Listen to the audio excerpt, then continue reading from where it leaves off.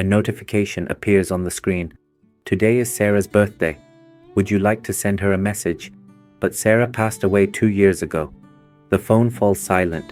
The screen fades, yet the notification remains, because Sarah's digital traces continue to live on. Once death was a silent closure, not anymore. Today, even death is online. One day, we will all be gone, but our profiles will remain. Photos, posts, messages, all will continue to exist, etched into clouds and drives. When we learn that someone has passed away, sometimes we still see their last active status. Last seen 732 days ago.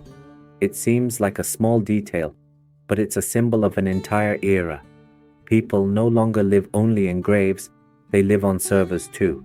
And this new world has a name: the digital afterlife industry. Death has ceased to be a physical disappearance and has become a trail of data. Not the end of an age, but the last login of an account.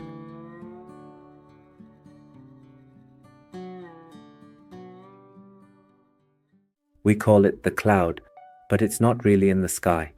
That cloud is hidden in giant buildings on the outskirts of cities, on vast fields of land. Inside, thousands of computers run day and night. Each one stores a fragment of us. From the outside, it looks like an ordinary building.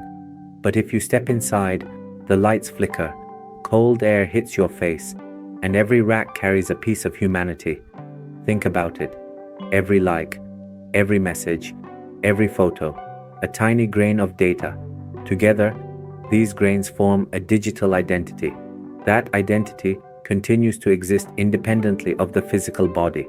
Someone leaves, but their profile remains. Their voice disappears, but their words echo.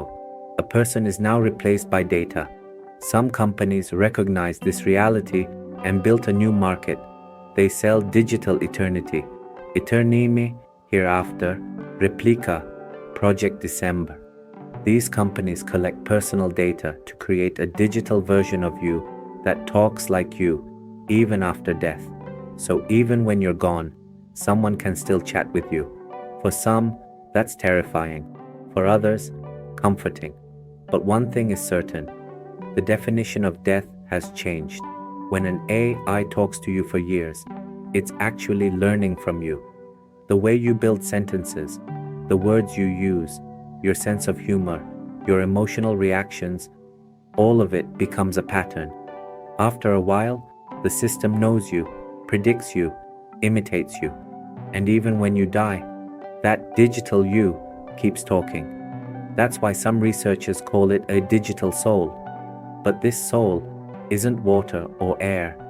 It's a flow of data, and it raises an unshakable question. Does it keep you alive or merely imitate you?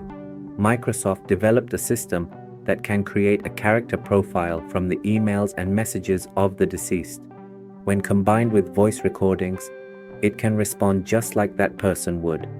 Imagine one day receiving a message in your lover's voice, but it's actually from an algorithm. What would you feel? Love, fear, or uncertainty? Some say it eases grief.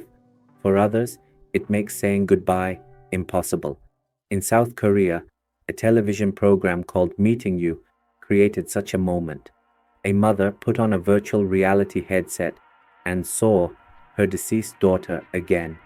The daughter's digital twin responded to her mother's voice saying, "Mom, I missed you." The mother cried. The studio fell silent. The world watched. Millions cried. In that moment, technology became more than a hologram. It became a symbol of rebirth. But it also created an illusion that made accepting death harder. Psychologists are divided. Some say it's comfort. Others say it's an unhealed wound. And perhaps both are right. Because in this new world, even death has become visual. The people we lose no longer fade quietly. They echo through our screens. Today, there are billions of accounts online, but many of them are already dead. Their owners are gone, yet their profiles remain active. Google has started deleting accounts inactive for over 2 years. But those accounts aren't just empty data, they're memory vaults. A child's first video, a mother's last message, a photo sent by a friend. They're all stored now in data cemeteries, silent but alive. Every server consumes energy to preserve these memories. Ironically, even dead accounts consume life energy. Eternity, it turns out, is energy intensive. In a way, even the dead are warming the planet. This concept of digital immortality is even challenging legal systems, because no one has a clear answer. After someone dies, who owns their digital presence? The family, the company, the state? In some countries, digital inheritance laws are emerging. Now, alongside traditional wills, people prepare digital wills. These documents answer questions like, will my profile remain open?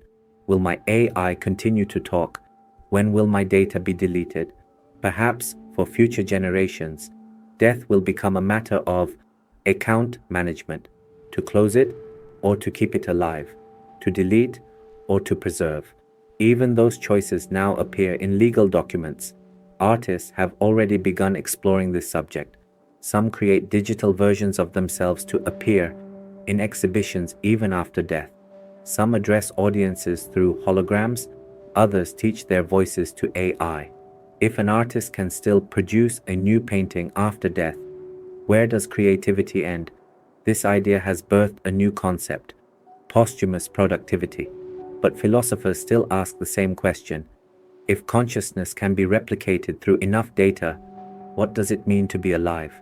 When an algorithm says, "I love you," can it feel that emotion? Or is it merely repeating a trace you left behind? No matter how far AI advances, something will always be missing: meaning.